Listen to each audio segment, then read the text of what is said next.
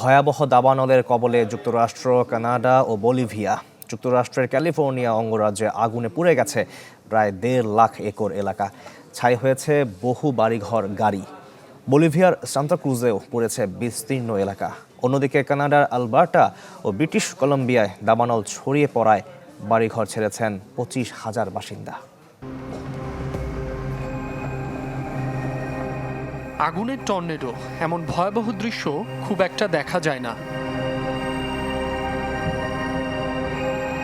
ক্যালিফোর্নিয়ার উত্তর পূর্বে চিকো শহরের প্রায় 1.5 লাখ একর বনভূমি পুড়ে ছাই হয়ে গেছে।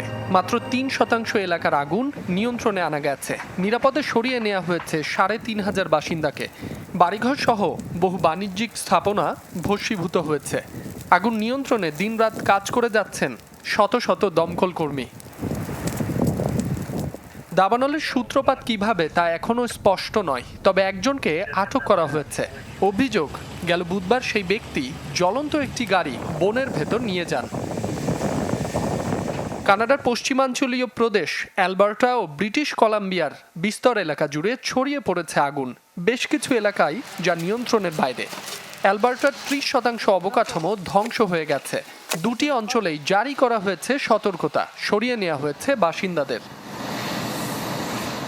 এদিকে দাবানলে পুড়ছে দক্ষিণ আমেরিকার দেশ বলিভিয়ার সান্তা ক্রুজ শহরও। পুড়ে গেছে 3 লাখ হেক্টরের বেশি এলাকা। জারি করা হয়েছে রেড অ্যালার্ট। সবচেয়ে বেশি ক্ষতিগ্রস্ত হয়েছে সান মাতিয়ান এবং রেবোর এলাকা।